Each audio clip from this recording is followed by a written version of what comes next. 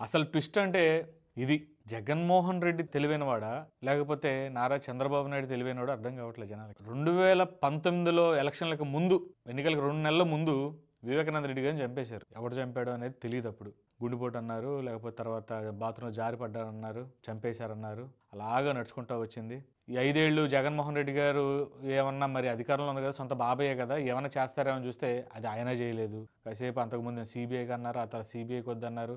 అసలు అదొక ఈ మొగల్ రేకులు సీరియల్ కన్నా, చక్రవాకం ఈ సీరియల్ కన్నా దారుణమైన ఎపిసోడ్ నడిచింది. సరే, విషయం ఏంటంటే ఈ 5 ఏళ్ళు ఎక్కడ వేసిన గొంగలు అక్కడే ఉండి దస్తగిరి నేను చంపింది నేనే, చిత్తూరులో గొడ్డలు చేయించింది నేనే, గొడ్డలు తీసుకొచ్చింది నేనే అని చెప్పి దస్తగిరి చెప్పటము, అప్రూవర్గా మారి నేనే చంపేశానని చెప్పి, చంపిన వాళ్ళు నేను ఒకటి అని చెప్పి చెప్పటం, దస్తగిరి బెయిల్ రావటం, బెయిల్ వచ్చిన తర్వాత దస్తగిరి జగన్మోహన్ రెడ్డి గారిని ఒక సీఎంని టార్గెట్ చేసి మాట్లాడుతున్నా కానీ, వ్యాఖ్యలు చేస్తున్నా ఎక్కడా కూడా మాట్లాడలేదు అసలు. ఎవరు వైసీపీ నేతలు కానీ, జగన్మోహన్ రెడ్డి గారు కానీ, అటు ప్రతిపక్షంలో ఉన్న వీళ్ళు ఎలాగో ఒకటే బాదురే బాదురు అని చెప్పేసి హూ కిల్డ్ బాబాయ్ అని చెప్పి వాళ్ళు సినిమాలు తీశారు.